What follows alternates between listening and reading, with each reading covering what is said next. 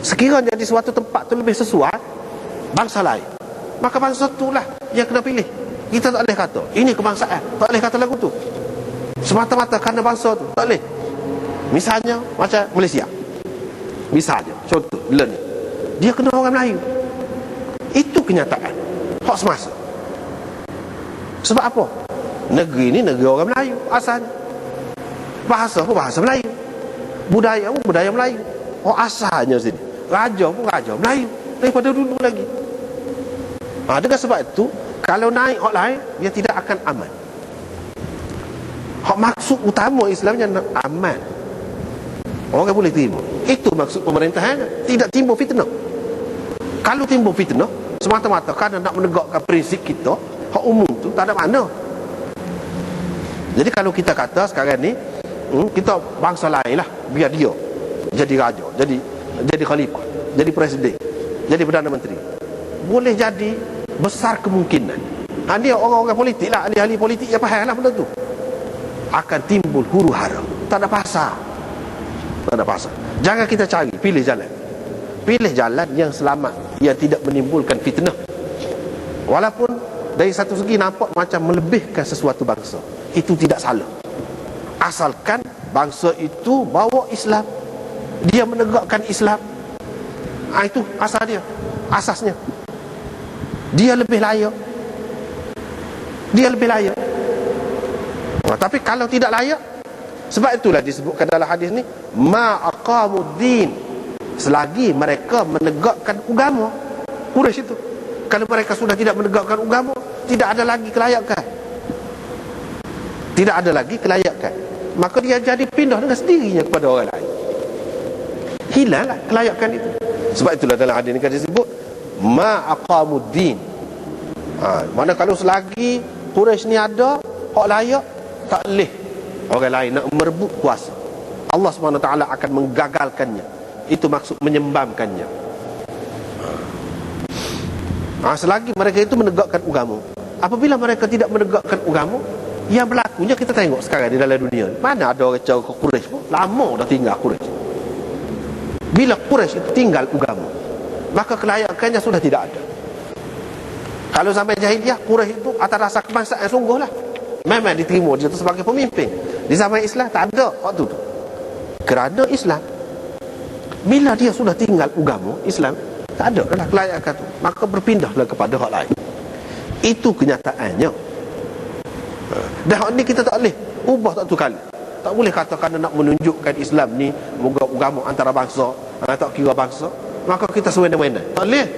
Kena ambil kira realiti masyarakat hak semasa. Akan jadi lagu mana? Timbul fitnah ke tidak? Kalau timbul fitnah tak boleh.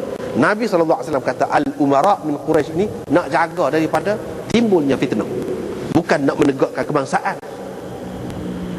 Itu kena faham. Bukan nak menegakkan kebangsaan. Tetapi kalau bangsa itu menegakkan agama, dialah yang paling layak. Sebab Quraisy pada masa tu, apa nak rebutnya? Dialah yang paling layak. Sebab apa? Paling lama Islam, paling banyak ilmu, paling banyak berjasa kepada Islam. Maka dialah yang layak untuk menjadi pemimpin. Kalau orang lain tak akan boleh terima. Apalagi dari segi kelayakan pun tidak ada pada masa tu, dan akan timbul fitnah. Itulah yang hendak dielakkan oleh Nabi SAW. Tapi dalam keadaan sudah tidak ada lagi orang Quraisy itu, nak jaga tu bukan jadi serupa aja. Timbul-timbulnya hak tidak Quraisy itu lebih baik lagi, dari segi ilmunya, dari segi sumbangannya kepada agama, dari segi segala-galanya. Maka dialah yang lebih layak. Hak ni lah wa in istu'mila alaikum abdul habashi itu, barulah boleh sesuai. Baru boleh sesuai. Dalam keadaan itu balik kepada hak asal. Balik kepada hak asal pula lah. Inna akramakum indallahi atqakum la fadla li arabiyyin ala ajamin. Balik pada hak asal. Gitu. Tapi dalam keadaan tertentu mungkin kena jaga, kena melera. Itu orang panggil politik. Kadang-kadang payah politik. Nampak macam pilih kasih. Kita tak boleh kata selalu pilih kasih. Nampak macam semangat kebangsaan. Kita tak boleh kata selalu fikir molek, kata molek. Nampak macam merugikan. Tetapi untuk masa tu adalah lebih baik. Kalau tidak timbul fitnah, ia lebih besar lagi. Kena fikir tu. Itu politik. Dan benda-benda ni kalau tidak ahli politik, dia tak apa faham. Dia tak apa faham. Sebab dia tengok Zahir, apa faedah? Dia kata, apa faedah benda ni? Apa faedah benda ni? Dia tidak tahu cerita je. Misalnya kita kata dia makan gaji buta misalnya. Apa faedah? Ada sistem ni. Kita kena fikir molek. Banyak perkara lagi, benda lain. Nah, sebab itulah kalau macam di Malaysia ni, naiklah parti mana pun, dia tak boleh buat raja. Dia tak boleh. Walaupun kata sistem khilafah, hak tu hak asalnya, hak idealnya, sistem pemerintahan Islam yang idealnya. Hak semolek-moleknya lagu tu lah. Tapi apakah setelah tak ada sistem khilafah tu, hak merintah cara beraja, sistem beraja, orang panggil tidak pemerintahan Islam? Islam juga. Yang kita duduk berbangga dengan pemerintahan Islam di India, apa-apa kerajaan Mongol, kerajaan Malaysia, sistem raja dulu merintah cara Islam. Lepas tu di tempat-tempat lain sistem raja, kita kata dia tidak Islam kah? Tak kena kata lagu tu. Islam juga. Pemerintahan Islam juga. Kalau tamadun ataupun kejayaan ataupun apa-apa contoh yang baik, Islam, naik nama Islam juga. Bukan kata Islam ni setakat Khulafaur Rasyidin saja. Pada tu tidak Islam. Dah dia kalau tidak Islam.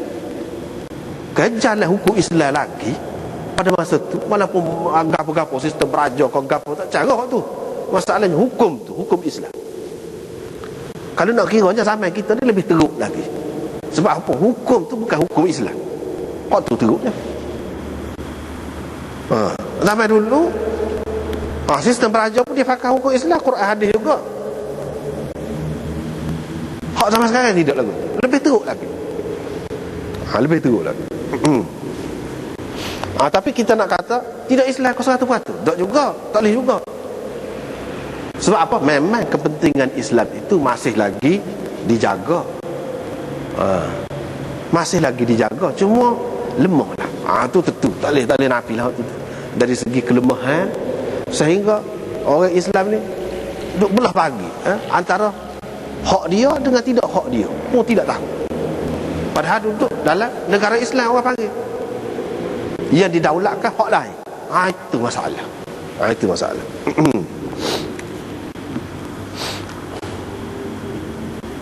Jadi hak ni, hak Muawiyah marah ni, nak sebut pada masa tu lah. Pada masa memang orang Quraisy tu layak, tak sudah sebut hak lain. Hak kenyataan berlaku daripada Qahtan yang akan merintah dan begini-begini akan merintah, itu soal lain. Itu soal lain, itu soal kemudian. Ketika tidak ada dah orang-orang Quraisy yang layak, ketika itu soal lain. Hak ni yang dia marah ni jangan sebut pada masa takut orang keliru. Lama kan masing-masing pasal hasrat nak jadi khalifah. Kabilah ni nak jadi khalifah, kabilah ni nak jadi khalifah. Kononnya ada ni hak Malikun min Qahtan, hak Nabi sebut.